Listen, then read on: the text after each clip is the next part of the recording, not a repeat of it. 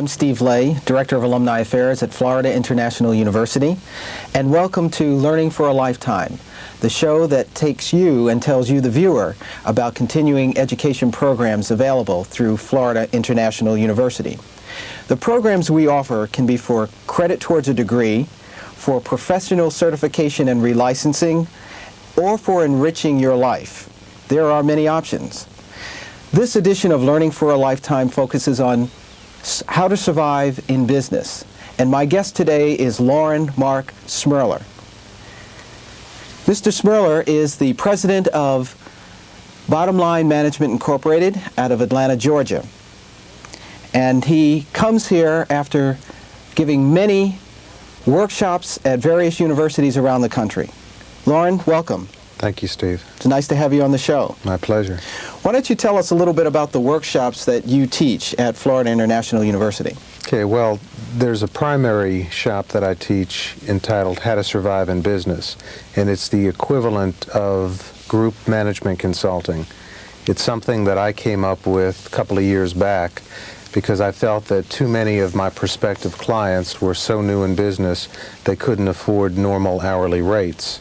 So I tried to come up with a way that I could give them the same benefit that I would a full fee-paying client, but do it in a cost-effective forum.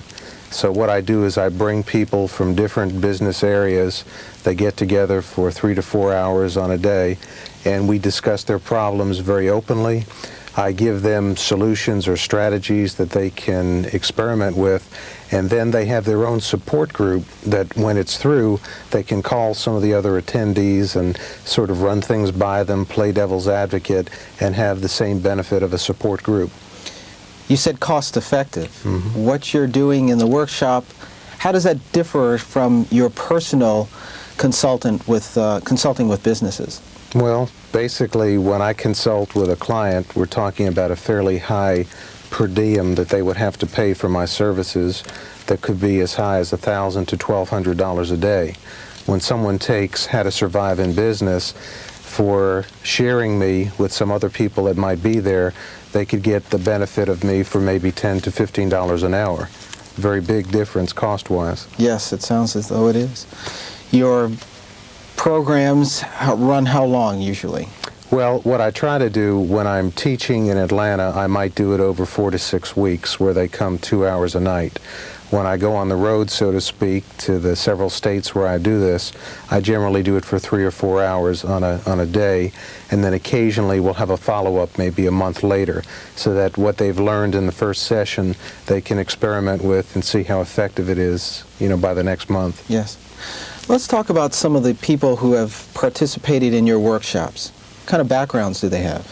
It runs the gamut. I've had people who were working for other companies and had maybe reached the point that they thought they should go into business for themselves, and before they committed great sums of money, they wanted to run their business plan or their ideas by me. In a couple of instances, I've had people realize that it was premature for them to consider going into business because they didn't know the area that they wanted to invest their money in, and they were lacking certain business skills. One of the things that I've discovered is that most entrepreneurs who get started are sales-oriented, and they're thinking about how much they're going to sell and to whom, but they're not thinking about the corresponding costs associated with those sales. I think I've given you an article which you've read in which it's called Forecasting a Business Failure.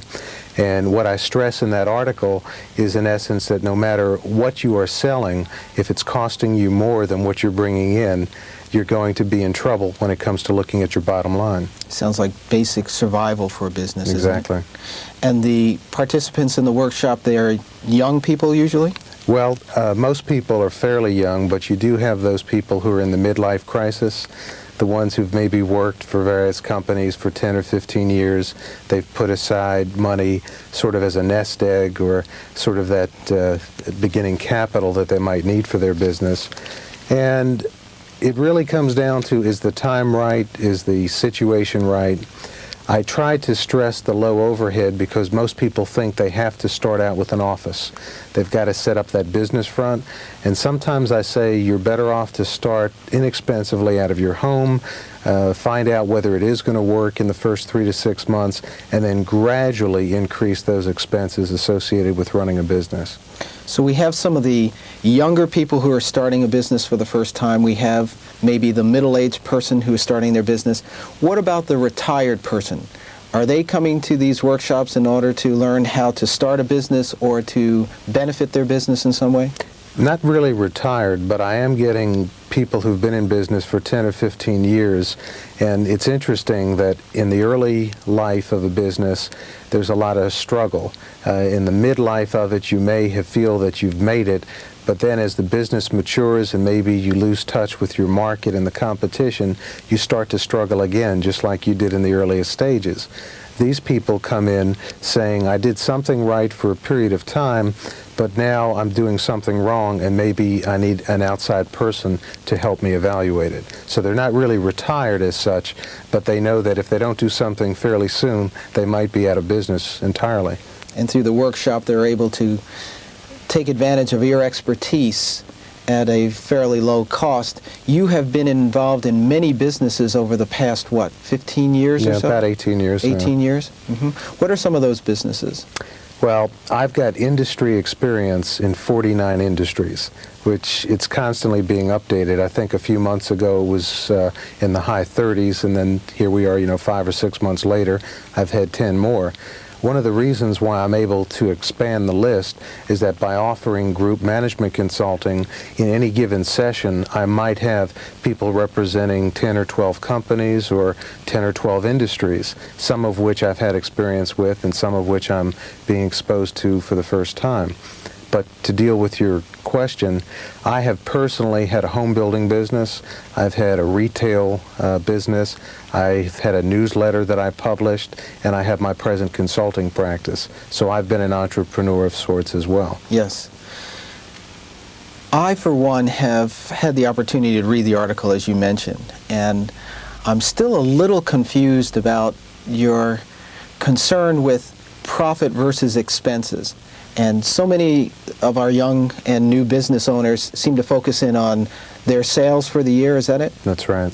Could you explain that a little bit for us? In the article, I have an example, and I take a business that in the first year had sales of $200,000, which is a significant amount of sales for a new business. The expenses in that example were 80% of the sales, or $160,000, and the profit or bottom line was $40,000. Now, for a first year being in business, I think a lot of people would be very happy with that. And then I continue the example and I go to the second year, and their sales actually increased by 50%, a $100,000 increase from $200,000 to $300,000. Now, most entrepreneurs are ecstatic. They've grown their business by 50%. They're well on their way towards future success. But if they stop with sales and don't continue looking at the expenses and the profit, they don't see the rest of the story. In the example that I used in the article, I showed that their expenses in year 2 had actually increased more than their sales, 69%, or by $110,000, and that the profit, or the bottom line, instead of being 40 like it was at the end of the first year, it was down to 30, or a 25% reduction. Well, why would you want to grow a business in that way and make less money for yourself? It doesn't make sense. So what I suggest is that when that happens, even though you should be enthusiastic about a revenue increase, you've got to analyze, why did my expenses go up as much as they did? Did I do something wrong with my expenses? Did I advertise too heavily? Were my costs too high? Because if you can't do any better, you might as well stay smaller and make more money. I think one of your other basic tenets in how to survive in business is to correctly forecast so that you might avoid some of those pitfalls in terms of putting more money in one area of the business versus another. How does one effectively forecast for the next year? Well, it's tough. It's very tough. No one has a crystal ball, and there's so many variables that you've got to consider. But I think it starts with looking at your market. You've got to see how you did for the current year, excuse me, and analyze where your sales came from. This is one of the weaknesses that I fault most of my prospects and clients, that they look at their sales in the aggregate, but they don't analyze, where did I get them from? Who is my customer? And what can I do to increase that customer purchasing more from me, or possibly using that customer as a networking source to get referrals? Most people that are in business find that when they're established, they get most of their business from word of mouth.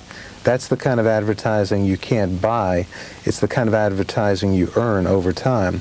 So what I ask people to do is to look at your sales and do some analysis. You know, it's painstaking, it's tedious, but sit down and see what percentage of your business is coming from what source, and then figure out, what can I do to get more business from that source, or use that source, if they're pleased with the service or the product that I provide, and have them help me grow the business. Mm-hmm. And where does zero budgeting come into this process? Okay, well, zero-based budgeting is a way of saying don't take anything for granted. Count every penny, every nickel, every dime. And what you've got to do is, everyone should have monthly financial statements. This is another sore point, that too many businesses think they can wait 3, 6, 9 months or a year, let the accountant prepare the tax return, and then find out how they did. That's not how it works. Any business owner starting out in the first month has to have a financial statement, a basic profit and loss statement, and a balance sheet.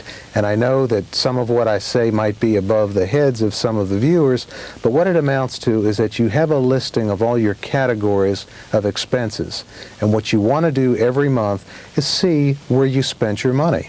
Find out, what did I get for that money that I spent? Was it a good expenditure or not? Should I do it next month, or should I stop?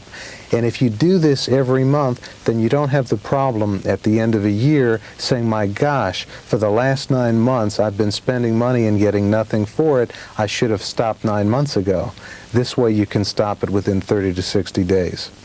Certainly, we feel that so many of our viewers for Learning for a Lifetime look at our program so that they can enjoy the expertise and the knowledge of many of our guests.